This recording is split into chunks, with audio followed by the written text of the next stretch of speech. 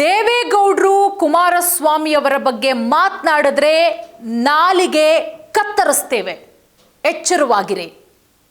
ಇನ್ನು ಮೇಲೆ ಈ ರೀತಿ ಮಾತನಾಡಂಗಿಲ್ಲ. ಈ ರೀತಿಯ ಎಚ್ಚರಿಕೆಯನ್ನು ಯಾರಿಗೆ ಕೊಟ್ಟಿದ್ದು ಗೊತ್ತಾ? ನೋಡಿ, ಮೊನ್ನೆ ಶಾಸಕರಾದಂತಹ ಚಲುವರಾಯಸ್ವಾಮಿ ಅವರು ತಮ್ಮ ನಾಲಿಗೆಯನ್ನು ಹರಿಬಿಡ್ತಾರೆ. ಕುಮಾರಸ್ವಾಮಿ ಅವರ ಬಗ್ಗೆ, ದೇವೇಗೌಡರ ಬಗ್ಗೆ ಮಾತನಾಡ್ತಾರೆ. ಈಗ ಚಲುವರಾಯಸ್ವಾಮಿ ಅವರಿಗೆ ಮಾಜಿ ಶಾಸಕರು ಎಚ್ಚರಿಕೆಯನ್ನು ಕೊಟ್ಟಿದ್ದಾರೆ. ಚಲುವರಾಯಸ್ವಾಮಿ ದೇವೇಗೌಡರ ಮನೆಯಲ್ಲಿ ಯಾರು ಸಾವು ಬಯಸ್ತಾ ಇದ್ದಾರೆ ಪ್ರಶ್ನೆ ಮಾಡಿದ್ದಾರೆ. ಇನ್ನು ದೇವೇಗೌಡರು ಕುಮಾರಸ್ವಾಮಿ ಬಗ್ಗೆ ನಾಲಿಗೆ ಏನಾದರೂ ಬಿಟ್ರೆ ಚಲುವರಾಯಸ್ವಾಮಿ ಅವರೇ ನಿಮ್ಮ ನಾಲಿಗೆಯನ್ನು ಕತ್ತರಿಸಬೇಕಾಗತ್ತೆ, ಹುಷಾರಾಗಿರಿ. ಮಾಜಿ ಶಾಸಕರಾದಂತಹ ಸುರೇಶ್ ಗೌಡ ಚಲುವರಾಯಸ್ವಾಮಿ ಅವರಿಗೆ ಎಚ್ಚರಿಕೆಯನ್ನು ಕೊಟ್ಟಿದ್ದಾರೆ. ಇನ್ನೊಂದು ಸಾರಿ ದೇವೇಗೌಡರ ಬಗ್ಗೆ, ಅವ್ರ ಕುಟುಂಬದವ್ರ ಬಗ್ಗೆ, ಕುಮಾರಸ್ವಾಮಿ ಅವ್ರ ಬಗ್ಗೆ ನಾಲ್ಗೆನ ಉದ್ದ ಬಿಟ್ಟು ನಿನ್ನ ನಾಲ್ಗೆನ ಎಲ್ಲೆಲ್ಲಿ ಕತ್ತರಿಸ್ಬೇಕು ಅಂತಕ್ಕಂಥ ನಮಗೆ ಚೆನ್ನಾಗಿ ಗೊತ್ತಿದೆ. ನಿನ್ನ ಹತ್ರ ಅಧಿಕಾರ ಇರ್ಬೋದು, ಹಣ ಇರ್ಬೋದು, ದುರಂಕಾರ ಇರ್ಬೋದು, ಅದಕ್ಕಿಂತ 10 ಪಟ್ಟು ನಡೆಸ್ಕೊಳ್ತಕ್ಕಂಥ ಶಕ್ತಿ ನಮ್ಮ ಹತ್ರ ಇದೆ. ಜನಗಳು ನಮ್ಗೆ ಆ ಶಕ್ತಿ ಕೊಟ್ಟಿದ್ದಾರೆ ಅಂತಕ್ಕಂಥ ಈ ಸಂದರ್ಭದ ಎಚ್ಚರಿಕೆ ಮಾತನ್ನು ಆತನಿಗೆ ಹೇಳ್ತಾ ಇದ್ದೀವಿ. ಮಾಜಿ ಸಚಿವ ಚಲುವರಾಯಸ್ವಾಮಿ ಅವರಿಗೆ ಮಾಜಿ ಶಾಸಕ ಸುರೇಶ್ ಗೌಡ ಎಚ್ಚರಿಕೆ ಕೊಟ್ಟಿರೋದು ನೋಡಿ. DK ಶಿವಕುಮಾರ್ ಅವರು CM ಅಂತ ಹೇಳ್ತಾ ಇದ್ದಂತೆ ದೇವೇಗೌಡರ ಮನೆಯಲ್ಲಿ ಸೂತಕದ ಛಾಯೆ ಆವರಿಸ್ಬಿಟ್ಟಿದೆ ಅನ್ನೋ ರೀತಿಯಲ್ಲಿ ಮಾತನಾಡ್ಬಿಟ್ಟು ಚಲುವರಾಯಸ್ವಾಮಿ ವ್ಯಂಗ್ಯವಾಡಿದ್ರು. ಒಂದು ಕಡೆ DK ಶಿವಕುಮಾರ್ ಅವರು CM ಆಗ್ತಿದ್ದಾರೆ, ದೇವೇಗೌಡರ ಮನೆಯಲ್ಲಿ ಸೂತಕದ ಛಾಯೆ ಅಂತ ಹೇಳಿ ಚಲುವರಾಯಸ್ವಾಮಿ ಅವರು ಮೊನ್ನೆ ವ್ಯಂಗ್ಯವಾಡಿದ್ರು. ಈ ಮಾತಿಗೆ ಎಚ್ಚರಿಕೆ ಕೊಟ್ಟಿದ್ದಾರೆ ಸುರೇಶ್ ಗೌಡ್ರು, ತಿರುಗೇಟನ್ನು ಕೊಟ್ಟಿದ್ದಾರೆ. ಚಲುವರಾಯಸ್ವಾಮಿ ದೇವೇಗೌಡರ ಮನೆಯಲ್ಲಿ ಯಾರು ಸಾವು ಬಯಸ್ತಾ ಇದ್ದಾರೆ ಪ್ರಶ್ನೆ ಮಾಡಿದ್ದಾರೆ. ದೇವೇಗೌಡರು ಕುಮಾರಸ್ವಾಮಿ ಬಗ್ಗೆ ನಾಲಿಗೆ ಏನಾದರೂ ಹರಿಬಿಟ್ರೆ ನಾಲಿಗೆ ಕತ್ತರಿಸಬೇಕಾಗತ್ತೆ, ಎಚ್ಚರಿಕೆ ಕೊಟ್ಟಿದ್ದಾರೆ. ಹಾಗಾದರೆ ಮಾಜಿ ಸಚಿವರಿಗೆ ಮಾಜಿ ಶಾಸಕರು ಏನಂತ ಎಚ್ಚರಿಕೆ ಕೊಟ್ಟರು? ಚಲುವರಾಯಸ್ವಾಮಿ ಏನು ಹೇಳಿದರು? DKಶಿ CM ಅಂತ ಹೇಳ್ತಾ ಇದ್ದಂತೆ ದೇವೇಗೌಡರ ಮನೆಯಲ್ಲಿ ಸೂತಕದ ಛಾಯೆ ಆವರಿಸಿದೆ ಅಂತ ಹೇಳಿ ಮಾಧ್ಯಮ ಪ್ರತಿನಿಧಿಗೆ ಹೇಳಿಕೆ ಕೊಟ್ಟಿದ್ರು. ಪ್ರತಿನಿಧಿಗಳಿಗೆ ಈ ಹೇಳಿಕೆ ಸಿಕ್ಕಾಪಟ್ಟೆ ವೈರಲ್ ಆಗತ್ತೆ. ಸಾಕಷ್ಟು ಜನ ಚಲುವರಾಯಸ್ವಾಮಿ ಅವರಿಗೆ, ಅವರ ಹೇಳಿಕೆಗೆ ವಿರೋಧವನ್ನು ವ್ಯಕ್ತಪಡಿಸ್ತಾರೆ. ಒಕ್ಕಲಿಗರಿಗೆ ನಾವೇ ನಾಯಕರು ಅಂತ ಅನ್ಕೊಂಡಿದ್ರು, ಆದರೆ ಒಕ್ಕಲಿಗ ಸಮುದಾಯ DK ಶಿವಕುಮಾರ್ ಅವರನ್ನ ಬೆಂಬಲಿಸಿದೆ. DKಶಿ ಒಕ್ಕಲಿಗ ಸಮುದಾಯ ಅಷ್ಟೇ ಅಲ್ಲ, ಎಲ್ಲ ಸಮುದಾಯದ ವಿಶ್ವಾಸ ಗಳಿಸಿದ್ದಾರೆ ಅಂತನೂ ಕೂಡ ಹೇಳಿದರು. ದೇವೇಗೌಡ ಕುಮಾರಸ್ವಾಮಿ ಬಗ್ಗೆ ಇನ್ನು ಮೇಲೇನಾದರೂ ಚಲುವರಾಯಸ್ವಾಮಿ ಅವರೇ ನೀವು ಮಾತನಾಡಿದ್ರೆ ನಿಮ್ಮ ನಾಲಿಗೆ ಕತ್ತರಿಸಬೇಕಾಗತ್ತೆ. ಚಲುವರಾಯಸ್ವಾಮಿ ಅವರ ಹೇಳಿಕೆಗೆ ಇವತ್ತು ಮಂಡ್ಯದಲ್ಲಿ ಮಾಜಿ ಶಾಸಕ ಸುರೇಶ್ ಗೌಡ್ರು ಎಚ್ಚರಿಕೆಯನ್ನು ಕೊಟ್ಟಿದ್ದಾರೆ. ಚಲುವರಾಯಸ್ವಾಮಿ ಅವರು ಅಧಿಕಾರ, ಹಣದ ಮದದಿಂದ ತಪ್ಪು ಮಾಡ್ತಾ ಇದ್ದಾರೆ, ತಪ್ಪು ಹೇಳಿಕೆಗಳನ್ನು ಕೊಡ್ತಾ ಇದ್ದಾರೆ. ಚಲುವರಾಯಸ್ವಾಮಿ ದೇವೇಗೌಡರ ಮನೆಯಲ್ಲಿ ಯಾರು ಸಾವು ಬಯಸ್ತಾ ಇದ್ದಾರೆ ಖಾರವಾಗಿ ಪ್ರಶ್ನೆ ಮಾಡಿದ್ದಾರೆ. ದೇವೇಗೌಡರು ಕುಮಾರಸ್ವಾಮಿ ಬಗ್ಗೆ ನಾಲಿಗೆ ಏನಾದರೂ ಹರಿಬಿಟ್ರೆ ನಾಲಿಗೆ ಕತ್ತರಿಸಬೇಕಾಗತ್ತೆ, ಎಚ್ಚರದಿಂದ ಇರಿ. ಯಾರನ್ನೋ ಮೆಚ್ಚಿಸೋದಕ್ಕೆ ಕಿಡಿಗೇಡಿಗಳ ಹೇಳಿಕೆ. ಕಾಂಗ್ರೆಸ್ ಪಕ್ಷವನ್ನು ರಾಜ್ಯದ ಜನ ಆಯ್ಕೆ ಮಾಡಿದ್ದಾರೆ.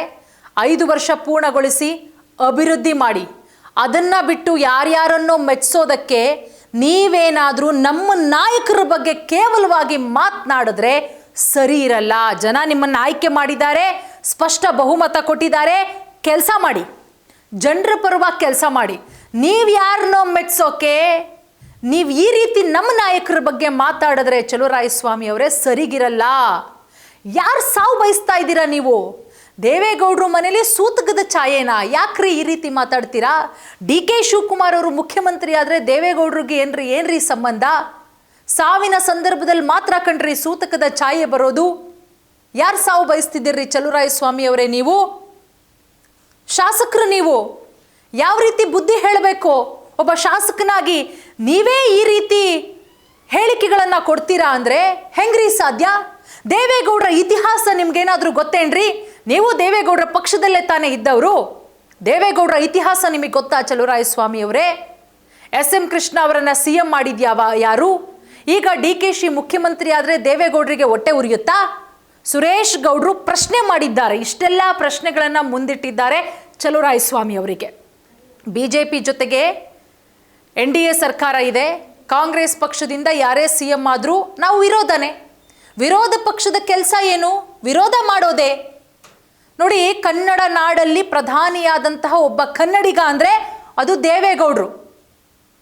ಕೇರಳಕ್ಕೆ ಹೋಗಿದ್ರ ಮಾಟ ಮಂತ್ರ ಮಾಡ್ಸಕ್ಕೆ ಚಲುವರಾಯಸ್ವಾಮಿ ಹೇಳಿಕೆಯನ್ನು ನಾನು ಖಂಡಿಸ್ತೀನಿ. ಅಧಿಕಾರದ ಹಣದ ಮದದಿಂದ ಚಲುವರಾಯಸ್ವಾಮಿಯವರು ಈ ರೀತಿ ಮಾತಾಡ್ತಾ ಇದ್ದಾರೆ. ಹಣದ ಮದ, ದುರಹಂಕಾರ.